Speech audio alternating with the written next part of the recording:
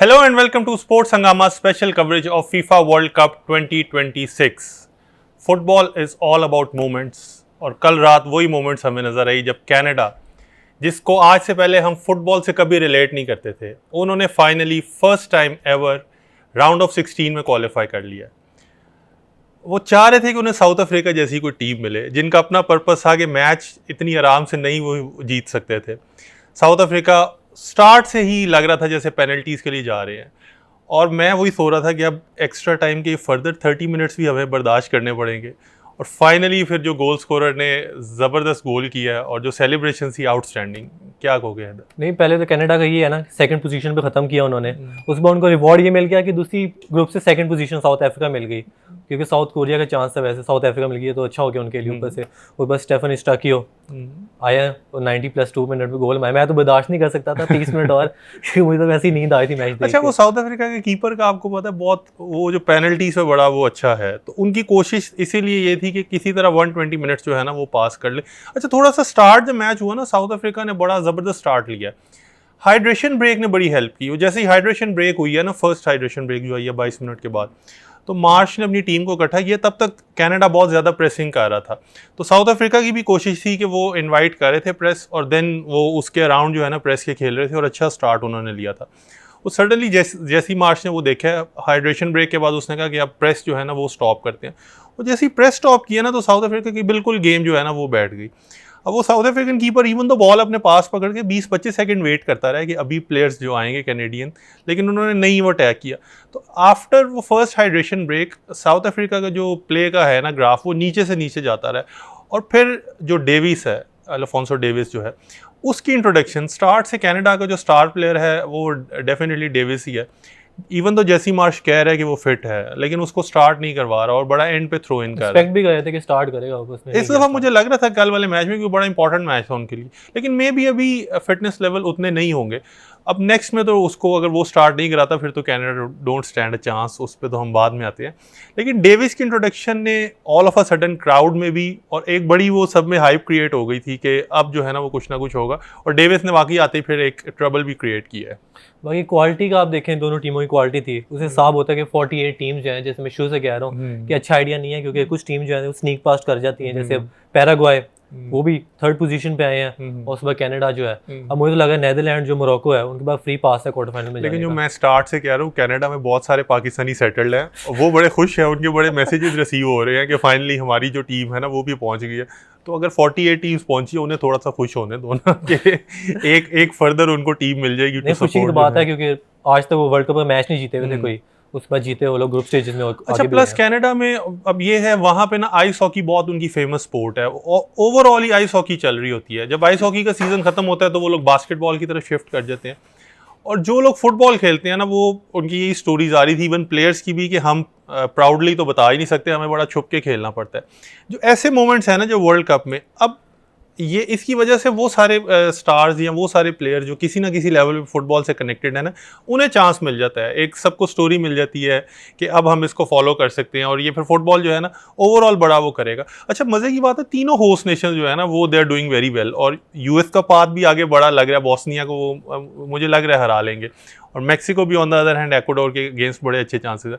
तो host teams का आगे जाना जो है ना वो बड़ा जबरदस्त। सीडिंग जिस तरह की थी ना, जिस तरह यूएसए को उन्होंने इजी ग्रुप दिया, मैक्सिको को दिया, उसके बाद कनाडा को, और होस्ट टीम्स को राइट भी मिले कि वो होस्ट कर सकते हैं अगले नॉकआउट मैचेस पर। कनाडा जो सेकंड आया था, इसलिए उनको होस्ट नेशन नहीं मिली अपनी, उसको लॉस एंजल्स में उनको खेलना पड़ा इस वजह से। अच्छा, वो होस्ट नेशन की हम बात कर ही रहे हैं, तो इधर थोड़ा सा जिक्र जो है ना, 2002 में जब स्टार्ट हुआ तो वो साउथ कोरिया और जापान में था वर्ल्ड कप।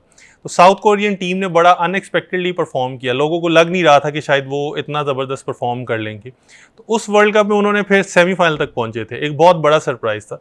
अच्छा, जो उनका कैप्टन था होंग म्यूंग बो, वो इस दफ़ा कोच था जो बना हुआ था। अब वो सिंस साउथ कोरिया का बड़ा आसान ग्रुप लग रहा था, और लग रहा था बड़ा इजीली क्वालिफाई कर लेंगे, उनकी बड़ी गोल्डन जनरेशन थी जो खेल रही थी, वो क्वालिफाई नहीं कर सके। अच्छा, जो उनका प्रेसिडेंट है फुटबॉल का, उसने तो कहा कि अब ये प्रोब होनी चाहिए कि ये क्यों नहीं क्वालिफाई किया। और कल जब फिर उसने रिज़ाइन किया है तो कोरियन टीवी पे उसकी जो कवरेज है उसको ब्लर किया हुआ था। अच्छा, बड़ा सैड टू सी था वो, क्योंकि स्पोर्ट्स में जो है ना, मैं यही कहता हूँ दिस इज़ समथिंग जिसको सबको यूनाइट करना चाहिए। तो होता है कभी हार जीत हो जाती है, हमारी तरफ भी ऐसे ही होता है जब स्पेशली पाकिस्तान जब क्रिकेट में नहीं परफॉर्म कर पाता तो ऐसे ही लोगों का आउटक्राई आता है। लेकिन थोड़ा सा मैं यही कहता हूँ कि आपको जो है ना एक सर्टेन लाइन नहीं क्रॉस करनी चाहिए। वो जो उन्होंने कल उनका ब्लर करके इंटरव्यू चलाया, यूजुअली वो कोरिया में प्रैक्टिस ये है कि क्रिमिनल्स कैसे चलाते हैं, तो इतना ज़्यादा डिसऑन करना, ये इतनी ज़्यादा आना बड़ा मेरे लिए डिसहार्टनिंग था। नॉर्थ कोरिया के नक्शे कदम पे लगता चल रहा है। एग्जैक्टली, अब वही मैं कह रहा हूँ, फिर फ़र्क क्या रह जाता है दोनों में। तो बड़ा वो डिसहार्टनिंग था कि एक अपना जो सुपरस्टार है उसको आप किस तरह after that many years treat कर रहे हैं। और साउथ कोरिया जो है वो प्लेयर्स को ज़्यादा अकाउंटेबल करना चाहिए था कि उन्होंने क्यों नहीं परफॉर्म किया। सोन ह्यूंग-मिन है, उसने परफॉर्मेंस बिल्कुल भी नहीं दिया और पिछले साल से परफॉर्मेंस नहीं दे रहा, उस पर किसी ने उंगली नहीं उठाई। पर कोच पे इजी होता है ना, कोच पे आप उंगली उठा लेते हो कि कोच ने परफॉर्मेंस नहीं दे पाया, पर प्लेयर्स पे कभी नहीं जाते। अच्छा, कोचेस की बात हो ही रही है तो कार्लो एंचेलोटी अब आज हमेशा सरप्राइज कर देता है। मतलब कार्लो एंचेलोटी की टीम जो है ना, उससे यही लग रहा होता है कि एक सर्टेन वे है जिससे उन्होंने खेलना है। लग नहीं रहा होता कि इन्होंने को बहुत अच्छा परफॉर्म करेंगे, but all of a sudden जो है ना, व्हेन क्रंच टाइम कम्स, तो वो उसकी टीम, जैसे वो पहले रियल मैड्रिड में था, रियल मैड्रिड अब ब्राज़ील में है, तो वो कोई ना कोई मोमेंट ऑफ मैजिक हो जाता है। तो अब जापान एक बड़ा ये वो मैच ऑफ द राउंड है इस टाइम। दोनों मैचेस वो हमें आज ही मिल गए, एक जापान और ब्राज़ील का, दूसरी तरफ मोरक्को और नेदरलैंड्स का। राउंड ऑफ 32 में सबसे जो ब्रिलियंट मैचेस हैं वो यही दोनों हैं, और वो दोनों आज हमें देखने को मिलेंगे। स्टेप बाय स्टेप हम इन पे चलते हैं। पहले ब्राज़ील और जापान की बात कर ले। अर्ली फेवरेट्स आपको कौन लग रहा है दोनों में से? देखिए, जापान जो है वो ट्रांजिशन में बड़ा अच्छा है, देखा हमने जैसे पूरे तीनों ग्रुप स्टेज मैचेस में वर्टिकल काउंटर्स पे जाते हैं, मिड ब्लॉक खेल रहे होते हैं, फिर वो अपने विंग्स पे बॉल फेंकते हैं और वहां से खेलते हैं। तो मुझे लगता है अगर ब्राजील के जो फुल बैक्स हैं वो कमिट करते हैं आगे को, क्योंकि अटैक पे तो पसंद है उनको जाना, और वो स्पेसेस छोड़ देते हैं, वो तंग हो सकती है। जिस तरह मोरक्को के हमने खिलाफ देखा था, साइबारी जिस तरह से सेंटर बैक से बीच में से निकल गया था, तो ब्राजील को तंग कर सकते हैं जापान। अच्छा, इसमें ना मुझे वैसे ये लगता है कि जो देखना होगा ना, ब्राज़ील का एक वो लेगेसी अपने साथ कैरी कर रहे हैं। उसको जो भी टीम खेलने आती है ना, वो ब्राज़ील की एक तो टीम से खेल रही है, फिर जो उसकी शर्ट है ना, ब्राज़ील की शर्ट का वेट है, मुझे लगता है साइकोलॉजिकली जो ऑपोजिशन टीम है ना, अभी तक उस हर्डल को नहीं क्रॉस कर पा रहे। Morocco even though first match में बड़ा शानदार खेली है, वो भी ब्राज़ील को हरा नहीं पाए। स्कॉटलैंड तो डिडंट स्टैंड अ चांस, वो तो बिल्कुल ही लग रहा था। मुझे लगता है ये जो जापान है, इवन दो फॉर्म में बहुत अच्छी आ रहा है और सबको लग इससे बहुत उम्मीद रही है कि जापान शायद हमें अपसेट कर लेगा, लेकिन आई थिंक कि ब्राज़ील अगेन वही मोमेंट ऑफ मैजिक प्रोड्यूस करेगा जैसे real Madrid in the champions league है। वो हर टीम को लग रहा होता है कि हम हरा लेंगे, लेकिन वंस जब वो बर्नाब्यू में जाते हैं तो वहाँ का जो एटमॉस्फेयर है ना, वो उसकी वजह से बहुत सारे प्लेयर्स फ्रीज कर जाते हैं। सिमिलरली मुझे लगता है आज भी यही होगा। जापान जो है ना, वो जब उतरेंगे तो ब्राज़ील के वो येलो कलर्ड शर्ट जो है ना, वो उसके प्रेशर को नहीं हैंडल कर पाएंगे, और विनी जूनियर अगेन जो है वो कोई ना कोई ऐसा ही मैजिक प्रोड्यूस कर देगा। तो I am backing Brazil to win. मैं जापान की ही बात कहूँगा कि फिजिकलिटी जो है, मैं शुरू से बात की है, वो लैक करते हैं वो, जिस तरह से उनके प्लेयर्स छोटे हैं। उसके बाद साउथ अमेरिकन टीम से मैच है और हमेशा से फिजिकलिटी में तो ऊपर हैं वो, तो वहाँ पे स्ट्रगल कर सकते हैं एरियल डुअल्स, ग्राउंड डुअल्स पे। उसके बाद तो इसलिए भी, और जो मूवमेंट्स गेम है ये, विनीशियस जूनियर लकी भी रहा है बड़ा ज़्यादा, क्योंकि जिस तरह के गोल मिले हैं, मुझे लगा विनीशियस जूनियर दोबारा से परफॉर्म करेगा और वो गोल्डन बूट की जो रेस जो बड़ी वो चल रही है उसमें वो भी एक कंटेंडर बन जाएगा। अच्छा, मूविंग ऑन टू मोरक्को और नेदरलैंड्स, बड़ा टफ टाई है टू कॉल। मैं जब देख रहा था ना, दोनों टाइम जो परफेक्ट 50-50 कहते हैं ना कि both teams you can't pick, दोनों आपको बिल्कुल सेम लग रही हैं, फॉर्म भी दोनों की ऑलमोस्ट सेम चल रही है, और बड़ा मुश्किल है to pick a winner from it. मुझे पर्सनली लग रहा है कि नेदरलैंड जो है ना वो जीतेगा। आपकी पिक तो खैर शुरू से मोरक्को चलती आ रही है, तो व्हाट डू यू फील कि मोरक्को या नेदरलैंड्स? दोनों के यंग स्ट्राइकर्स एक तो हैं, ब्रायन बॉबी जिस तरह सेकंड मैच में आया, ऊपर से साइबारी, दोनों परफॉर्म कर रहे हैं। अभी तक दोनों प्लेयर ऑफ द टूर्नामेंट के बड़े स्ट्रॉन्ग कंटेंडर हैं और बड़ा ब्रेकआउट दोनों का सीजन जा रहा है। ब्रायन बॉबी की पहले तो समझ नहीं आई थी क्योंकि स्टार्ट क्यों कराया समरविल की जगह, पर जब से उसने खेला बॉक्स थर्ड जो बन गया, वो विंगर्स 1-on-1 जाते हैं और 6 यार्ड बॉक्स में जब भी बॉल फेंकते हैं ब्रायन बॉबी वहां पे होता ही होता है। उसकी फिजिकलिटी इस तरह की है, वो साइबारी भी ये पेस यूज करते हैं ब्राहिम डियाज और हकीमी की वो, और साइबारी थ्रू बॉल्स पे जाता है और गोल करता है। तो मुझे टफ मुकाबला लग रहा है इन दोनों के बीच में, डिफेंस भी मतलब एक जैसी लग रही है दोनों की, तो मेरे हिसाब से पेनल्टीज पे गेम जा सकता है। अच्छा, ये फर्स्ट मैच हो सकता है जो कि पेनल्टीज पे जाएगा। जितवा किसको रहे हो फिर, ताकि मैं ऑपोजिशन फैंस थोड़े सेलिब्रेट करना स्टार्ट कर दें। अच्छा, तो पीछे हटना नहीं चाहिए मुझे, तो मोरक्को कहूंगा। नेदरलैंड्स फैंस आप लोग सेलिब्रेशन स्टार्ट कर दें। हैदर ने बैक कर दी है मोरक्को को जीतने के लिए, तो मोरक्को फैंस जो है ना वो पिछले दिनों से मेरी प्रेडिक्शन ठीक जा रही है। सोफे का कमाल है फिर शायद। अच्छा, वैसे आपने साइबेरी और दूसरी तरफ रॉबी का जिक्र किया, वाकई दोनों बड़े ज़बरदस्त खेलना चाह रहे हैं। जो असल चीज़ है ना, दोनों का डिफरेंट कितना स्टाइल ऑफ प्ले है। वो साइबेरी है, वो थ्रू बॉल्स पे ज़्यादा रिलाई करता है, फिर वो पेस अपनी ज़्यादा यूज़ करता है, और ब्रॉबी वही ओल्ड स्टाइल सेंटर फॉरवर्ड जो है जिसको चाहिए कि क्रॉसेज आए और वो करे। सनडरलैंड की तरफ से बड़ा ज़बरदस्त परफॉर्म कर रहा था, वही उसने फॉर्म जो है ना कंटिन्यू किया। मैं वैसे अभी तक मोरक्को से थोड़ा सा डिसअपॉइंट हुआ हूँ। आई थॉट कि ये अपना जो वो कैरी कर रहे थे ना कि बेस्ट टीम ऑफ अफ्रीका बनेगी। अच्छा, ऑन दैट नोट, अफ्रीका की 10 में से 9 टीम्स ने आगे क्वालिफाई कर लिया। African football is on the rise. उसके बाकी जो प्लेयर्स हैं ना वो बड़े निकल के भी सामने आ रहे हैं। एक डियामांडे जो हमने देखा है वो, अच्छा, वर्ल्ड कप में जितने भी यंग स्टार्स हैं ना, वो आपको पता है एक ना एक इनके लिए बहुत बड़ी स्टेज होती है। वो एक ना एक ऐसा ब्रेकआउट स्टार लाजमी निकलता है। 2014 में जैसे रॉड्रीगेज निकला था, फिर 18 में एम्बापे ने वो किया था। तो सिमिलरली डियामांडे उसी जो लीग में मुझे लगता है जो आइवरी कोस्ट वाला वो है। और कल आ रहा था कि वो पीएसजी उसने सेलेक्ट कर लिया अपने लिए, तो पीएसजी मूव और अपनी टीम भी ज़बरदस्त, तो वाकई उसने प्लेटफॉर्म का सही इस्तेमाल किया। पीएसजी तो मैं ये सोच रहा हूँ जितनी पेस उनके पास है और डियामांडे उनके पास आ चुके हैं, अब वो क्या करेंगे? Back to back Champions League वैसे वो अभी उनकी लगता है थोड़ी डेप्थ कम थी ना, डुए बारकोला कोई प्लेयर्स तो नहीं है ना जो उनको शायद डियामांडे की ज़्यादा ज़रूरत थी। तो जो हम फ्रांस के बारे में सोचते हैं ना, वो ये पीएसजी का भी होगा कि every other team in Europe शायद तीसरी बार टाइटल जीतने वाली जो है ना चैंपियन लीग, ये one of the first teams बन जाए जो ऐसा अचीव करेंगी। अच्छा, वो जर्मनी और पैराग्वे शुरू से कह तो रहे हो गोल्स खाने के लिए आ रहे हैं, तो अब फाइनली वही कंटिन्यू होगा कि दोबारा कुछ सरप्राइज कर सकते हैं। नहीं, पैराग्वे जिस तरह अब 3rd प्लेस पे खत्म किया उन्होंने, पहला मैच 4-1 यूएसए से हारे, उस बार टर्की से, जिस तरह टर्की तो वैसे डिसअपॉइंटिंग थी बहुत ज़्यादा। फिर उन्होंने ऑस्ट्रेलिया के खिलाफ तो प्लान था उन दोनों का कि हम ड्रॉ खेल लेते हैं, दोनों क्वालिफाई कर जाएंगे, तो एक्सपेक्टेड था। पर जर्मनी जो है वो उनको 4-5 गोल मार सकता है। अच्छा, जर्मनी वैसे तो राउंड ऑफ 16 तक तो पहुंच जाएंगी, पैराग्वे तो उनके लिए ज़्यादा डिफिकल्ट ओपोनेंट नहीं साबित होने वाले। बट जर्मनी के वैसे जो फैंस हैं और जो टीम भी इवन है ना, वो थोड़े से इतने कॉन्फिडेंट नहीं फील हो रहे। कुछ चेंजेस की जो है ना वो सारे बड़ा बात करें, उनके मीडिया में भी बातें हो रही हैं कि नॉयर को पहले तो खिलाना बहुत बड़ा डिसीजन था। अब नॉयर ने कोई ऐसी आउटस्टैंडिंग सेव अभी तक नहीं की, कोई मैच विनिंग सेव भी थी। एग्जैक्टली, सेव तो एक अपनी जगह जो रूटीन सेव्स करनी है। और जैसे अभी हैदर ने पॉइंट आउट किया, उल्टा मिस्टेक्स कर रहा है। जो एक्वाडोर वाला उसने हाथ से स्पिल किया जिसकी वजह से जो है वो एक्वाडोर फिर विक्ट्री उसको मिली है। तो पहले नॉयर को खिलाना और वो डिसीजन बैकफायर करना। अदर देन दैट, किमिक इतना ज़बरदस्त परफॉर्म करता आ रहा है मिडफील्ड में, और जब कहा भी था नेगल्समैन ने कि इसको हम मिडफील्ड में रखेंगे, उसको राइट बैक पे शिफ्ट करना, और इस एज में उसका जो विंगर जिस तरह के पेसी हैं, पैराग्वे को वो हरा लेंगे। वो आज वाली तो स्ट्रेट फॉरवर्ड विक्ट्री है। अब राउंड ऑफ 16 में उनके जो पोटेंशियल ओपोनेंट हैं वो फ्रांस होने वाले। तो फ्रांस के विंगर्स तो विल डिस्ट्रॉय किमिक, वो तो मुझे नहीं लगता वो दे स्टैंड अ चांस अगर उन्होंने ये किमिक को ही खिलाया तो जर्मनी स्ट्रगल आगे करते नजर आ रहे हैं। पहले तो ये है ना कि उंडेफ को खिलाते नहीं खिलाते, क्योंकि इन्होंने 10 गोल्स मारे हैं और 7 डिफरेंट स्कोर्स हैं। कुरासाओ वैसे नहीं, उन्होंने हैवी बैक हुआ वहाँ पे क्योंकि 7 गोल वहाँ पे थे। उसके बाद देखते हैं उंडेफ को, क्योंकि उसने 3 मैचेस स्टार्ट नहीं किए हुए, तब उसको यही कहते हैं सुपर सब लाते हैं या स्टार्ट कराते हैं। लोया साने का गोल था एक्वाडोर के खिलाफ, पर वो हम काउंट नहीं करेंगे क्योंकि मैंने हमेशा से काउंट नहीं किए गोल। तो फ्रांस के खिलाफ तो स्ट्रगल जाहिर सी बात करेंगे, क्योंकि फुल बैक्स पे मैं शुरू से कहता रहा हूँ कि फुल बैक्स इनके अच्छे नहीं लगे। ब्राउन और किमिक अटैकिंग वाइज तो ब्रिलियंट है सारे, पर डिफेंसिवली और उसमें स्लॉटरबर्ग जो है वो भी मिस कर रहे हैं क्योंकि वो out of the world cup हो गया। रुडिगर इंप्रेसिव नहीं है इतना, तो मुझे कहते हैं स्ट्रगल करना है। अच्छा, वो स्टार्ट मुझे लगता है हावर्ड्स को ही करवाएगा, क्योंकि एक तो की मैचेस में वैसे भी उनको फील होता है कि हावर्ड्स जो है ना वो शायद बहुत अच्छा परफॉर्म करता है, प्लस उंडेव जो सुपर सब इम्पैक्ट है शायद उसकी वजह से। एक्वाडोर के अगेंस्ट तो बिल्कुल फ्लैट थे, वो तो लग ही नहीं रहा था कि किसी भी तरह से वो, जैसे हम फिक्सिंग का यूजुअली कहते तो नहीं है, लेकिन वो एक थोड़ी सी वही बात आ रही थी कि इतना सीरियस नहीं ले रहे थे। तो integrity of the world cup के लिए थोड़ा सा वो फिर उसमें प्रॉब्लम होता है कि आपके 3 मैचेस हैं उसमें तो एटलीस्ट आप अपना फुल दे।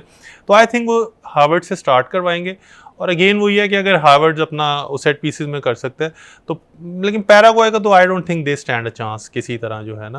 अच्छा, बाकी हम न्यूज़ का जिक्र कर रहे थे, तो एक बड़ी डिस्टर्बिंग न्यूज़ जो है ना वो हमें रिसीव हुई थी कि लुकास ट्रेओ जो इनका वेनेजुएला का प्लेयर है, जब ये रिसेंटली अर्थक्वेक आया तो उसकी फैमिली जो है ना वो भी इफेक्ट हुई थी। उसकी वाइफ और 2 बच्चे, उनकी डेथ हो गई थी। वो तब खुद ट्रेनिंग कर रहा था, और वहाँ जब उसे पता चला कि हमारी जो अपार्टमेंट बिल्डिंग है ना वो कोलैप्स कर गई है, तो अब जो टोटल डेथ टोल है वेनेजुएला का वो तो 1500 तक पहुँच गया हुआ है।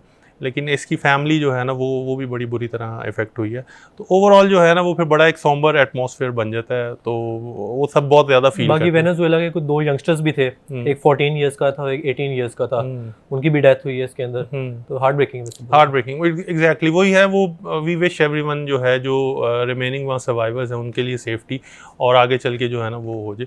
अच्छा, ये फिर फिलहाल आगे की अगर हम थोड़ा सा लुक अहेड करें तो वो जो ग्रुप्स बनते नज़र आ रहे हैं उसमें फिर यही है फ्रांस और अर्जेंटीना के, कोई और इस इक्वेशन को डिस्टर्ब कर सकता है? नहीं, मुझे लगता है क्योंकि फेवरेट फ्रांस और अर्जेंटीना लग रहे हैं। अब आपने कल कहा था अर्जेंटीना का इजी पाथ है, जिससे मैं डिसएग्री थोड़ा बहुत करता हूँ, पर अर्जेंटीना इस बात इजी पाथ ही उनका, अर्जेंटीना का। क्वार्टर फाइनल में कोलंबिया है, वहाँ पे थोड़ा मसला कर सकते हैं उनको। अच्छा, वो जो बेसिकली स्टोरी एक डेवलप हो रही है ना मेसी और वोजीनिया की, अब नॉर्मल जो रूटीन फैंस है ना उनके लिए चूज करना बहुत मुश्किल होगा, क्योंकि दोनों ही हीरोज हैं। अब मेसी को भी सब उतना पसंद करते हैं, दूसरी तरफ वोजीनिया ने भी एक अपनी फॉलोइंग जो है वो क्रिएट कर ली हुई है, तो ये बड़ा मुश्किल होगा टू चूज़ कि अब किसको फाइनली बैक करना है। अब वो मेसी फैंस तो डेफिनेटली मेसी के साथ ही जाएंगे, लेकिन रोनाल्डो फैंस को एक थोड़ा सा क्लिंग करने का चांस मिल गया कि वो वोजीनिया को बैक करके ना वो कर सकते हैं।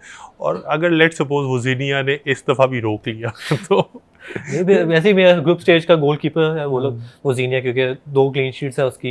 एक्सपेक्ट नहीं कर रहे थे कि केप वर्डे क्वालिफाई करेगा और 4th पोजीशन पे आ गए, तो सबको आइडिया था, पर वो 2nd पोजीशन पे चले गए। उसके बाद वोजीनिया ने जिस तरह सेव्स किए हैं। अच्छा, एक और मेरा आपसे क्वेश्चन ये है कि अगर वोजीनिया ने मेसी को रोक लिया तो फिर वोजीनिया की शर्ट भी हम एक्सपेक्ट कर सकते हैं कि नेक्स्ट डे फिर शर्ट? जाहिर सी बात है, बनता भी है फिर वोजीनिया का ना, डिजर्व करता है वो शर्ट। अच्छा हैदर, अभी जैसे ग्रुप स्टेज फाइनली कंक्लूड हुई है, तो कुछ प्लेयर ने बहुत आउटस्टैंडिंग परफॉर्म किया, जैसे हम ब्रॉबी और उसका जिक्र कर रहे थे।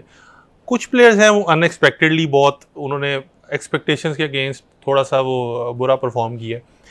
ओवरऑल अगर हम बात करें, एक टीम टूर्नामेंट बनाए तो उसमें किसको कीपर, अभी वोजीनिया ने भी बड़ा आउटस्टैंडिंग परफॉर्म किया। मैंने अभी बताया वोजीनिया वो डिजर्व करता है गोलकीपर बनना। हाँ, ग्रुप स्टेज की अगर टीम बने तो उसका कीपर जो है वो वोजीनिया को बनाए।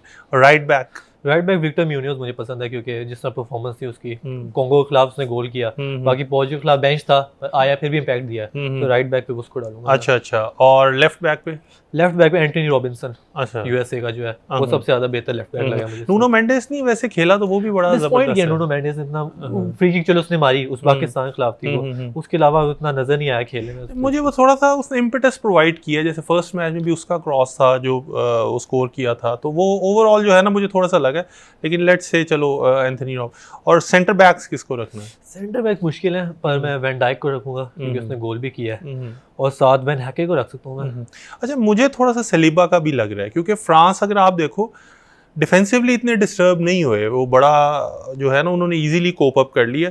कुछ ये उनके डिफेंस की तरफ लोग आ भी नहीं सके, बट स्टिल आई फील के जिस तरह उसने मार्शल किया ना, तो आई वुड फील के Van Dijk with Saliba is a very good. Upamecano भी हम कह सकते हैं, क्योंकि जिस तरह सेनेगल के खिलाफ परफॉर्मेंस थी उसकी, सारे डुअल जीत रहा था वो, और उसकी प्रेसिंग वगैरह भी अच्छी, सब कुछ होता है, तो क्योंकि अच्छा एक कॉम्बिनेशन का भी देखें ना, तो van Dijk with a senior figure और सलीबा एक यंगस्टर, तो आई थिंक ये अच्छा मिक्स जो है ना वो बन सकता है। अच्छा, सेंटर मिड की अगर बात करें, जो मिडफील्डर्स मिडफील्ड में बेलिंगम कह सकते हैं, क्योंकि 2 मैन ऑफ द मैच है उसके, गोल्स भी उसने 2 किए हैं, तो एक सेंटर मिड वो हो सकता है।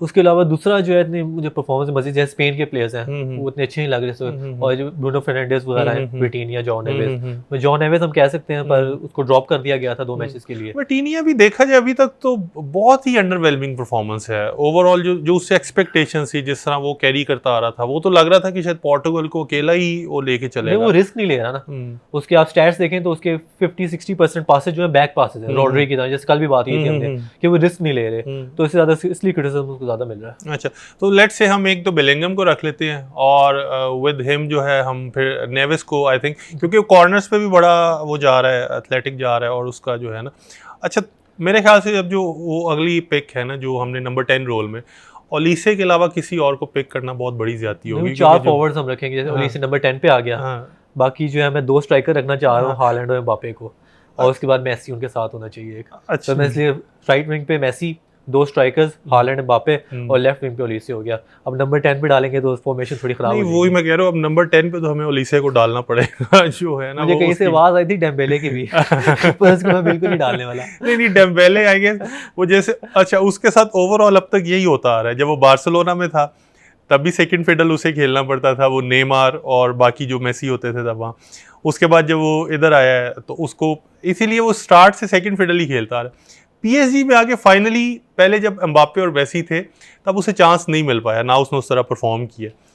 वंस जब जैसे उन्होंने वो मेसी किया है और उसके बाद जब उन्होंने एम्बापे को सेल किया ना, देन वी सॉ के उसका रियल पोटेंशियल जो है ना सामने। तो आपको नहीं लग रहा अगर हम ये सबको निकाल दें और आगे डेम्बेले को रख दें तो अगेन वो 3-4 गोल वाली चीज़ डेम्बले को रखना ही क्यों है जब मैं 2 प्लेयर इस तरह के रख सकता हूँ, मेसी एम्बापे। अच्छा खैर, तो जो 4 वो 2 ये हो गए, आगे 3 में हम ओलिसे, एम्बापे और हालैंड, और 4th जो है मेसी। आप उसको इनको लेकिन सेट करना बहुत प्रॉब्लम होनी है इस टीम को, वो गैलेक्टिकोस वाला मसला ना। लेकिन मेसी तो इस तरह है ना कि मेसी तो फ्री रोल है, मेसी को कहीं भी खेलेगा तो उसको तो फर्क नहीं पड़ता है। बाकी हम उनको फिक्स कर सकते हैं कहीं ना कहीं, पर मेसी तो कहीं भी खेलेगा। अच्छा नहीं, वो हालैंड का तो ये ना, क्योंकि अच्छा एम्बापे का भी ये है ना, वो he can also shift to some place जो है। ये टीम मुझे लग रहा है इस अगर ये टीम खेले ना तो इसको हराना फिर बड़ा मुश्किल हो जाएगा, और चैंपियंस पोटेंशियल जो है ना वो इसी में शायद हारे। तो जो उसकी वैन डाइक की परफॉर्मेंस है ना उसकी वजह से थोड़ा सा उनको सफ़र करना पड़ सकता है। वो तो और फॉर्म करेगा ना। अच्छा, हालैंड की जो बात हो रही है ना, नॉर्वे की जो सबसे मज़ेदार चीज़ है वो शायद आपने देखा भी हो, जो उनका वाइकिंग का वो कर रहे थे स्टार्ट ऑफ द टूर्नामेंट में जब वो गए, तो उनकी जो स्क्वाड पिक्चर आई थी वो उनको देख के ये लग रहा था बड़े डिफरेंट स्टाइल में खींची थी। वो जहाँ सब खींचते हैं वो अपना बड़ा सूटेड बूटेड हो के, फ्रांस वाले गए तो उन्होंने फ्रेंच प्रेसिडेंट के साथ अपनी बड़ा वो एक नॉर्मल वे में जिस तरह फॉर्मल एक पिक्चर होती है। नॉर्वे में जब बात आई थी ना, तो नॉर्वे वालों ने अपनी जो तस्वीर खिंचवाई वो बड़ी फिर वायरल भी हुई, वो बड़ा वाइकिंग की तरह उन्होंने किया हुआ था, और वो लग रहा था जैसे वो गेम ऑफ थ्रोन्स या वाइकिंग सीरीज जो है ना उसका वो है। फिर वो चीज़ उन्होंने कैरी की आगे भी, और अब जो उनकी वेव है ना वो बड़ी एक फेमस हो गई हुई है ओवरऑल। सब जो है वो इवन स्टूडियो में भी कर रहे थे। तो हालैंड को आपने किया हुआ है फ्लॉप, कि उसने फ्लॉप होना है। वैसे तो वो ऑलरेडी हिट हो चुका हुआ है, लेकिन चलो हैदर को थोड़ा कैसे हो, बड़ा टेस्ट तो वो छोड़ गया फ्रांस के खिलाफ। इसी पे मैं आ रहा हूँ। अगर उसने अब नेक्स्ट में भी कर लिया परफॉर्म, जो कि वो राउंड ऑफ 16 में चला गया, क्वार्टर में जाने के बाद आपको फिर वो वाइकिंग वाला करके दिखाना पड़ता है जो है ना हालैंड वाला। मैं अगर आइवरी कोस्ट से आगे चलेंगे तब भी कर लूंगा मेरी बात। बस फिर हालैंड की शर्ट जो है ना वो हम इसके लिए कर देते हैं। अगर मेसी को हरा दिया वो जीनिया, और दूसरी तरफ जो हालैंड है ना वो फिर आपको करना पड़ेगा टू ईट द हम्बल पाए, क्योंकि फरजान ने तो पहले बैक किया हुआ था उसको। तो लेट्स सी नॉर्वे जो है वो कितनी आगे जाता है। इसी नोट पे हम अपना आज का शो का इख्तिताम करते हैं। कल आपसे सेम टाइम पे मुलाकात होगी। स्पोर्ट्स हंगामा में हमारे साथ बने रहिएगा।